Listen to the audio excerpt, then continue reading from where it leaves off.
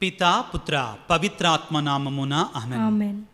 క్రీస్తునాథుని యందు మిక్కిలి ప్రియ సహోదరి సహోదరులారా, పునీత మగ్దలేన మరియమ్మ గారి యొక్క పండగ వాక్య పరిచర్యకి మిమ్మందరినీ ప్రేమతో ఆహ్వానిస్తున్నాను. యోహాను సువార్త 20వ అధ్యాయము 1-2 వచనములు మరియు 18వ వచనము. ఆదివారము తెలతెలవారక ముందే మగ్దలా మరియమ్మ సమాధి వద్దకు వెళ్ళి సమాధి మీద రాయిని తీసివేయబడి ఉండుటను చూచెను. అంతటా ఆమె సీమోను పేతురు వద్దకు, యేసు ప్రేమించిన మరియొక శిష్యుని వద్దకు పరిగెత్తుకొని పోయి, వారు ప్రభువును సమాధి నుండి ఎత్తుకొని పోయిరి, ఆయనను ఎక్కడ ఉంచిరో మేము ఎరుగము అని చెప్పాను. 18వ వచనములో, అటు తరువాత మగ్దలా మరియమ్మ వెళ్ళి శిష్యులతో, నేను ప్రభువును చూచితిని అని వారికి ప్రభు సందేశమును అందజేశాను. క్రీస్తునాథుని యందు మిక్కిలి ప్రియులకు సహోదరి సహోదరులారా, ప్రతి సంవత్సరము కూడా జూలై 22వ తారీఖున పరిశుద్ధ మగ్దలేన మరియమ్మ గారి యొక్క పండగని కథోలిక స్త్రీ సభ ఆధ్యాత్మికంగా కొనియాడుతుంది. మగ్దలేన మరియమ్మ గారిని పునీతులు ఏమంటారంటే, పరిశుద్ధులు ఏమంటారంటే, వేదశాస్త్ర పండితులు ఏమంటారంటే, ఆమె అపోస్తులకే అపోస్తురాలు అంటారండి. She is the apostles of అపోజల్స్ అని అంటారండి. చాలా గొప్ప బిరుదు. ఇది నా మాట కాదు, మన వేదశాస్త్ర పండితులు ఇచ్చినటువంటి బిరుదు. మొదటిగా మనం తెలుసుకోవలసింది ఆమె జీవితాన్ని తెలుసుకుందాం. ఆ తరువాత ఆ తల్లి జీవితం నుండి మనం ఏం నేర్చుకోవచ్చు మన జీవితాలకి. ప్రారంభంలోనే ఒక మాట చెప్తున్నాను, ఏమిటి అంటే, భయంకరమైన పాపములో ఉన్నటువంటి వారు మహా గొప్ప పునీతులుగా మారే అవకాశాన్ని దేవుడిస్తాడు. పునీత మగ్దలేన మరియమ్మ గారి నుంచి మనం నేర్చుకునే సత్యం ఇది. భయంకరమైన పాపములో జీవిస్తున్నటువంటి వారు కూడా మహా గొప్ప పునీతులుగా మారేటువంటి అయ్యేటువంటి అవకాశాన్ని దేవుడు ప్రసాదిస్తాడు. పరిశుద్ధులుగా మారడానికి అందరికీ కూడా అవకాశాన్ని ఇస్తాడు. ఎవరు ఈ మగ్దలేన మరియమ్మ? కొన్ని వాక్యాలు చదువుకోవడానికి ప్రయత్నం చేద్దాం. లూకాసు వార్త 8వ అధ్యాయము 2వ వచనాన్ని చదివితే ఇక్కడ కొంచెం మనకి ఆధారం దొరుకుతుంది. లూకాసు వార్త 8వ అధ్యాయము 2వ వచనాన్ని చదవండి దయచేసి. అపవిత్రాత్మల నుండి రోగముల నుండి స్వస్థులైన కొందరు స్త్రీలను ఆయన వెంట ఉండిరి. 7 దయ్యముల నుండి విముక్తి పొందిన మగ్దలేన అనబడు మరియమ్మ. వినండి, ఇప్పుడు ఎన్ని దయ్యాలు ఉన్నాయి అంటున్నాంలో బాబోయ్, కానీ విడుదల పొందిందాం. సో ఇక్కడ మనకేమర్థమవుతుంది? మగ్దలేన మరియమ్మ ఎవరంటే, ఆమె 7 దయ్యాల చేత పీడించబడేటువంటి ఒక స్త్రీ. అప్పట్లో 7 దయ్యాల చేత పీడించబడే స్త్రీ మాత్రమే కాదు, కానీ ఆ స్త్రీ యేసు ప్రభువు నుండి శక్తిని పొందుకొని ఆ 7 దయ్యాల నుంచి విముక్తి పొందింది. నేను చదువుతాను, జాగ్రత్తగా వినండి. 7 దయ్యముల నుండి విముక్తి పొందిన మగ్దలా మరియమ్మ. విముక్తి పొందింది ఆల్రెడీ. మీరు తెలుసుకోవాలి ఇప్పుడు, మగ్దలేన మరియమ్మ అంటే అర్థం ఏంటి? మరియా అనేటువంటిది ఆవిడ పేరు. మరియా అనేటువంటిది ఆవిడ పేరు. మగ్దలా అనేటువంటి గ్రామం పేరు. నేను వెళ్ళి ఆ గ్రామానికి. మగ్దలా అనేటువంటిది ఏంటిది? గ్రామం పేరు. మీ దేవురు? అవునా? నీ పేరేంటమ్మా? ఏమంటారు నిన్ను? ఉదాహరణకి నున్న నుంచి వచ్చినటువంటి రాజేశ్వరి అంటారు. ఉదాహరణకి చెప్తున్నాను. నున్న ఉదాహరణకి ఇక్కడి నుంచి వచ్చినట్లయితే, నున్న నుంచి నీ పేరేంటమ్మా? చందన. నున్న నుంచి వచ్చినటువంటి చందన అంటారు వేరే చోటకి వెళ్ళినప్పుడు.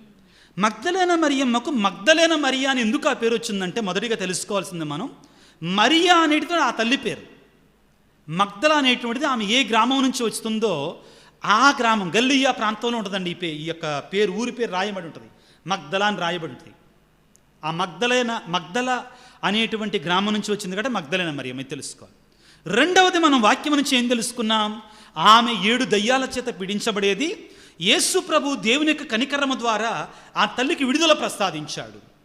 ఇక్కడ 7 దయ్యాలు అంటే పరిపూర్ణంగా ఒక వ్యక్తి పాపములో మునిగిపోయాడు అని అర్థమైందా? 7 అనేటిది పరిపూర్ణమైన సంఖ్య, అది మనందరికీ తెలుసు కదా. 7 అనేటిది పరిపూర్ణమైన సంఖ్య. 7 దయ్యాల చేత పీడించబడుతుందంటే ఆవిడ పరిపూర్ణంగా సాతాను వశమైపోయింది. సైతానుకు లోబడి జీవిస్తున్నటువంటి స్త్రీ ఆవిడ. అది ఏ విధంగా అనేది మనకు తెలియదండి. ఎటువంటి సైతానికి, ఎటువంటి పాపానికి లోబడి జీవిస్తుంది మనకు తెలియదు. తెలుసుకోవడానికి ప్రయత్నం చేద్దాం. రెండవది ఆశ్చర్యం ఏంటంటే, ఈ మగ్దలేన మరియమ్మ విడుదల పొందిన తర్వాత పాపములో బ్రతుకుతుంది, 7 దయ్యాల చేత పీడించబడుతున్నట్టు ఆమె యేసు ప్రభు కృపచేత విడుదల పొందింది. విడుదల పొందిన తర్వాత నా వరకు నేను బాగుంటే చాలని జీవించాలి ఆవిడ యేసు ప్రభువుని దగ్గరగా అనుసరించిందండి. వాక్యాన్ని చదవండి. లూకాసు వార్త 8వ అధ్యాయం 2వ వచనాన్ని చదవండి దయచేసి, మరొకసారి స్పష్టంగా. 2-3 అపవిత్రాత్మల నుండి రోగముల నుండి స్వస్థులైన కొందరు స్త్రీలను ఆయన వెంట ఉండిరి. 7 దయ్యముల నుండి విముక్తి పొందిన మగ్దలేనే అనబడు మరియమ్మ. తర్వాత హేరోదు గృహ నిర్వాహకుడు కూజా భార్యకు యోనమ్మ, సుజానమ్మ మరియు ఇతరులు వారి సొంత వనరుల నుండి వారి నిత్య అవసరములకు చదువు పర్లేదు తోడ్పడుచున్న పెక్కుమంది ఇతర స్త్రీలను వెంట ఉండిరి. చూడండి జాగ్రత్తగా, నేను ఎక్స్ప్లెయిన్ చేస్తాను. యేసు ప్రభుకి ఎంతమంది శిష్యులు? అపోస్తులు ఎంతమంది? 12 మంది. శిష్యులు ఎంతమంది? 72 అని ఒక చోట 70 మంది, చాలా మంది ఉన్నారు శిష్యులు. ఇక్కడ యేసు ప్రభును అనుసరించినటువంటి వారు పురుషులు మాత్రమే కాదు, స్త్రీలు కూడా చాలామంది ఉన్నారు. ఆయన సేవలో పాలిభాగస్వాములు. దేనికోసమట?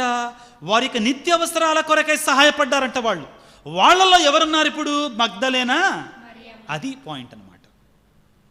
మగ్దలేన మరియమ్మ కూడా ఆమెకున్న ధనాన్ని ప్రభువు సేవ కొరకై వినియోగించింది. ఆ శిష్యులు యేసు ప్రభు యొక్క నిత్యావసరతల కొరకై ఆమె సహాయపడింది.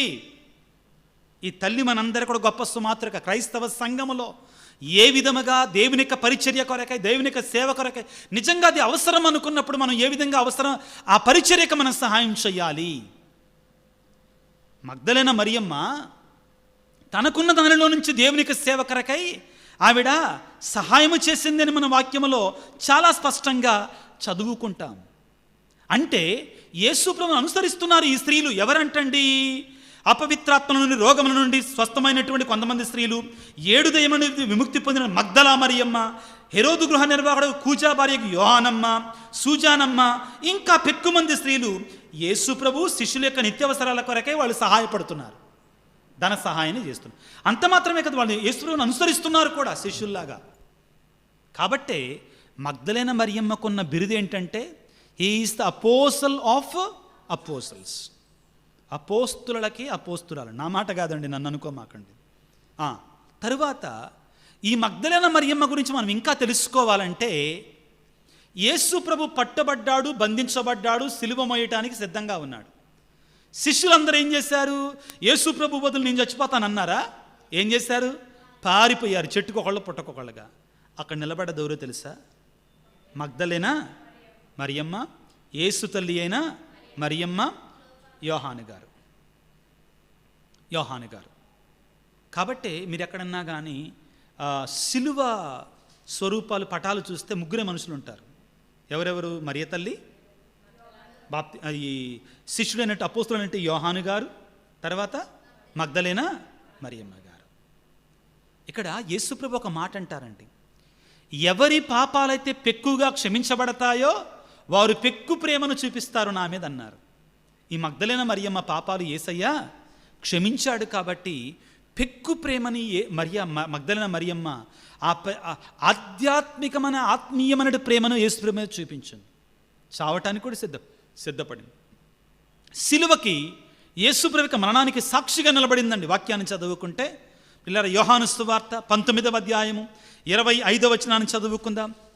సిలువ వేయబడినప్పుడు కూడా మగ్దలేన మరియమ్మ అక్కడే ఉంది. ప్రియులకు దేవుని బిడ్డలారా, యోహాను సువార్త 19వ అధ్యాయము 25వ వచనాన్ని చదువుకుందాం. యేసు సిలువ చెంత ఆయన తల్లియు ఆమె సోదరి క్లోఫా భార్య అగు మరియమ్మయు మగ్దల మరియమ్మయు నిలవబడి ఉండిరి. విన్నారా? యేసు సిలువ దగ్గర ఎవరున్నారంటండి? ఆమె తల్లి మగ్దల మరియమ్మ కూడా నిలబడి ఉందంటండి. అంటే యేసయ్య యొక్క మరణాన్ని దగ్గర ఉండి చూసినటువంటిది, ఆయన త్యాగాన్ని, ఆయన యొక్క మరణ త్యాగాన్ని, ఆ బలిని దగ్గర ఉండి చూసినటువంటిది గొప్ప తల్లి ఈ మగ్దలేన మరియ. ప్రియులకు దేవుని బిడ్డలారా, ఇదే వాక్యాన్ని మనం మత్తయి సువార్త 27:55లో కూడా చదువుకుంటామండి. ఇలానే ఉంటుందండి మనకి. మత్తయి సువార్త 27:55 వచనాన్ని చదవండి దయచేసి. యేసుకు పరిచర్య గావించుటకై గలిలయ నుండి ఆయనను వెంబడించిన స్త్రీలు అనేకులు దూరం నుండి చూచుచుండిరి. అంటే యేసు ప్రభు యొక్క శిలువ శిక్షను చూస్తా ఉన్నారు వాళ్ళు పారిపోలా. ఎవరట వాళ్ళు? చదవమ్మా. వారిలో మగ్దలేన మరియమ్మ. చాలు, అర్థమవుతుందా? ఆ శిలువ శిక్షను చూస్తా ఉన్నారు వాళ్ళు. ఆ బాధలో వాళ్ళు కూడా పాలు పంచుకుంటున్నారు, పారిపోలా శిష్యుల్లాగా. వాళ్ళల్లో ఒకరు మగ్దలేన మరియ. ప్రియులారా, అయితే మగ్దలేన మరియ యూదులకి ఒక సాంప్రదాయం ఉండేదండి. ఏంటంటే ఒక వ్యక్తి చనిపోయిన తర్వాత ఆ యొక్క శరీరానికి వారు తైలాలు పోస్తారు, 2వ రోజు 3వ రోజు వచ్చి. అయితే ఇంకొకటి, అసలు వాళ్ళు చనిపోగానే పుయ్యాలండి, ఎంబామింగ్ అంటారనమాట, అత్తరుతో పోస్తారు. కానీ యేసు ప్రభు చనిపోయింది సబ్బాతు దినానికి కొన్ని గడియల ముందు. 6 గంటలకి యూదుల యొక్క సబ్బాతు దినం ప్రారంభమైంది. శుక్రవారం సాయంత్రం, శనివారం సబ్బాతు దినం. కానీ యేసు ప్రభు గుడ్ ఫ్రైడే రోజున 3 గంటలకే శిలువ మీద వేలాడాడు, అక్కడ మరణించాడు. వాళ్ళు వెళ్ళి పిలాతుని దగ్గర పర్మిషన్ తీసుకొని ఇక్కడికి వచ్చి తీసేసరికి సబ్బాతు దినం దగ్గరకు వచ్చింది. కాబట్టి వాళ్ళు యేసు ప్రభు యొక్క శరీరాన్ని వాళ్ళు అత్తరుతోటి ఎంబాబింగ్ చేయలేకపోయారు. కాబట్టి తరువాత యేసు ప్రభు యొక్క శరీరాన్ని వాళ్ళు ఆ అత్తరుతో పోయటానికి వచ్చారు. ఏం జరిగిందో చదువుకుందామండి. ఇక్కడ మార్కు సువార్త 16వ అధ్యాయం 1-4 వచనాలు చదువుకుందాం. మార్కు సువార్త. మగ్దలేన మరియ పేరండి మనకి ఎక్కువగా చనిపోయి యేసు ప్రభు ఉత్థానం అయ్యేటప్పుడు ఎక్కువ కనపడుద్దండి. అంటే ఎంత ధైర్యమో చూడండి ఆమెకి, యేసు ప్రభు కోసం ఎంతగా అంటే ఆమె ఎంతకైనా సిద్ధపడింది చనిపోవటానికి కూడా. విశ్రాంతి దినము గడిచిన తర్వాత మగ్దల మరియమ్మ. ఎవరండి? మగ్దల మరియమ్మ, యాకోబు తల్లి మరియమ్మ, సలోమియమ్మ యేసు భౌతిక దేహమును అభిషేకించుటకై. దేని కొరకంటండి? అభిషేకించుటకరకై సుగంధ ద్రవ్యములు తీసుకొని వెళ్ళారంటండి. అర్థమైంది ఇప్పుడు నేను చెప్పింది? ఇందాక చెప్పాను కదా. దేనికోసం వెళ్తున్నారు? శరీరాన్ని అభిషేకించుట కొరకై. మరణించిన తరువాత కూడా మగ్దల మరియమ్మ యేసు ప్రభు మీద విశ్వాసాన్ని పోలా. కారణం ఏంటంటే ప్రభువు చెప్పాడు. ఏమని చెప్పాడు? ఎవరి పాపములైతే ఎక్కువగా క్షమించబడతాయో వారు అధికముగా ప్రేమిస్తారు. యేసు ప్రభుని అధికంగా ప్రేమించింది విశ్వాసపరంగా. ప్రియులకు దేవుని బిడ్డలారా, ఇప్పుడు అసలైన విషయానికి వస్తున్నాం.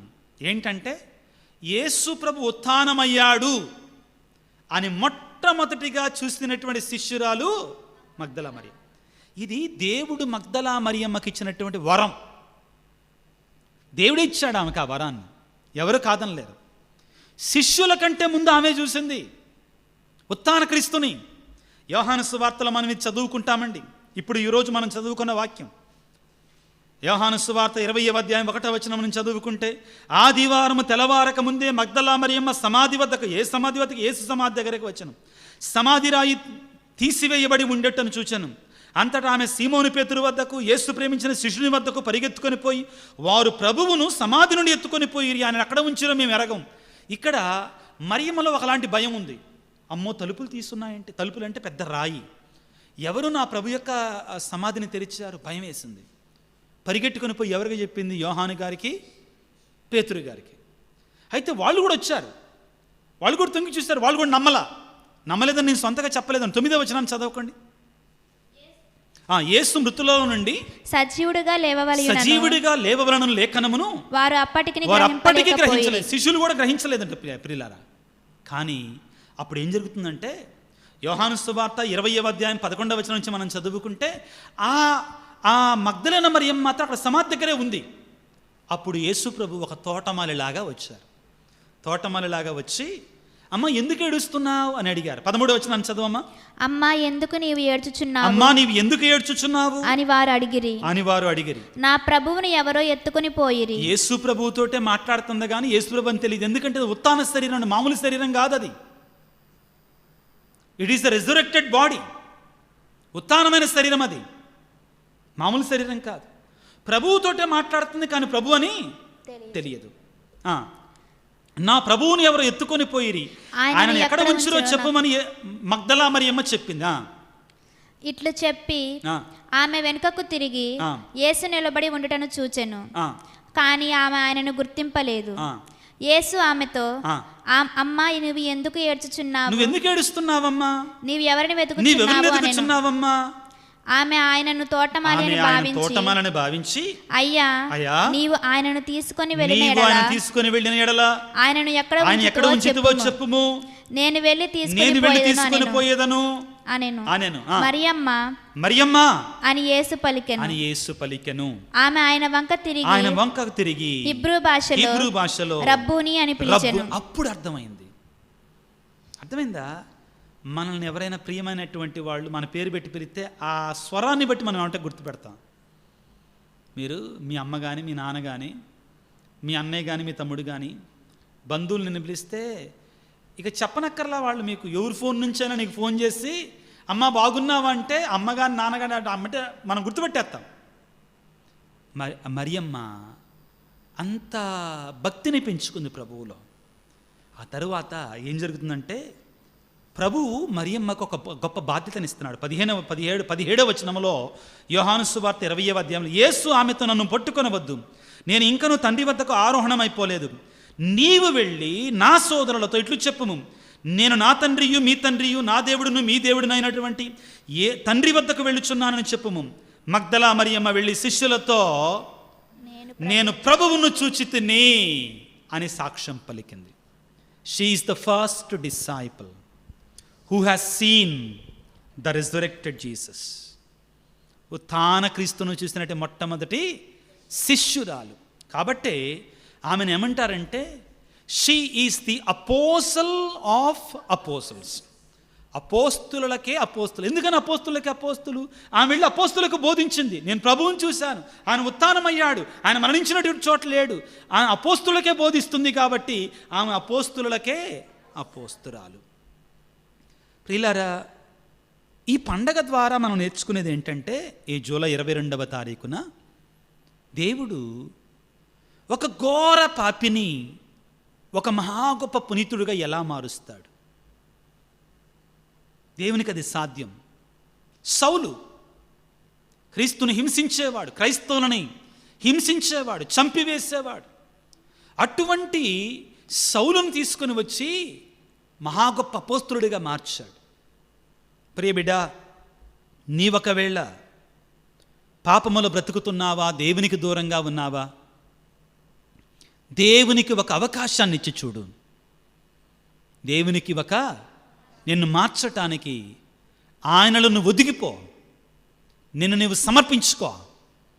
పాపి అయిన మగ్దలేనను పరిశుద్ధురాలను మగ్దలేనగా మార్చినట్టు యేసయ్య శత్రువైనటి సౌలును పౌలుగా మార్చినట్టు యేసయ్య, పాపి అయిన జక్కయ్యను పరిశుద్ధునిగా మార్చిన యేసయ్య నిన్ను నన్ను కూడా మారుస్తాడు. మగ్దలేన మరియమ్మ జీవితం పరిశుద్ధురాలంటే ఆమె జీవితం మనకు నేర్పించే సత్యం ఇది.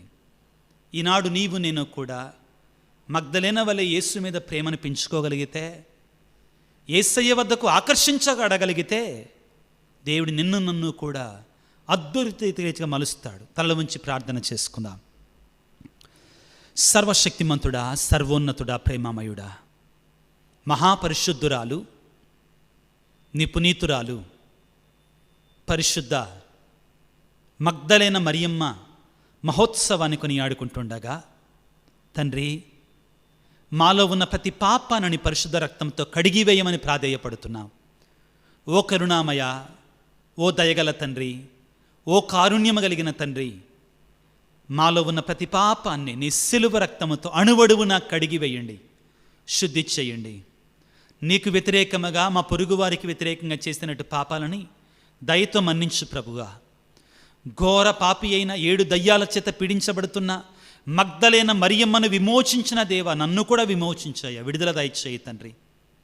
ఈనాడు నీ యొక్క వాక్య పరిచరణ పాల్గొంటున్న బిడ్డలందరినీ కూడా నీ పరిశుద్ధతో నింపండి నాయన, నీ కృపలో దీవించండి నాయన, నీ ఆశీర్వాదాలతో నింపండి.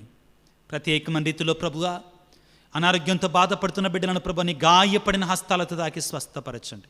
కుటుంబాల్లో శాంతిని, సమాధానం దయచేయండి. వివిధ తలంపులతో, ఉద్దేశాలతో ప్రార్థించమని అడిగిన బిడ్డలు గర్భఫలము కొరకై, ఉద్యోగము కొరకై, చదువుల కొరకై ప్రభువా, ఇంకా వివిధ అప్పుల బాధలలో ఉండి, ముఖ్యంగా పిల్లలు సరిగా లేరని, మాట వింటలేదని, ఆత్మీయంగా నీకు దూరం అయిపోయి ప్రార్థించమని అడిగిన బిడ్డలందరి కొరకే ప్రార్థిస్తూ ఉన్నాను. ముఖ్యంగా మా కొరకు ప్రార్థించండి అయ్యా, మా ఉద్దేశాల కొరకు ప్రార్థించండి అని అడుగుతున్నట్టు ప్రతి బిడ్డను ఈ క్షణంలో ప్రభువా నీ పాద సన్నిధిలో ఉంచి ప్రార్థిస్తున్నాను. ముఖ్యంగా ఈ పరిచర్య ముందుకు కొనసాగుట కొరకై ఎవరైతే నీ బిడ్డలకు సహాయపడుతున్నారో వారందరిని దీవించమని, ఆశీర్వదించమని మా ప్రభు అయిన క్రీస్తు ద్వారా వేడుకొనుచున్నాము తండ్రి, ఆమెన్. ప్రభువు మీతో ఉందురుగాక, మీ ఆత్మతో ఉందురుగాక. సర్వశక్తి గల సర్వేశ్వరుడు పిత, పుత్ర, పవిత్రాత్మ మిమ్ము మీ కుటుంబాలను చల్లగా దీవించి ఆశీర్వదించి కాపాడుదురుగాక. ఆమేన్. God bless you. దేవుడు మిమ్ము దీవించుగాక. ఆమేన్.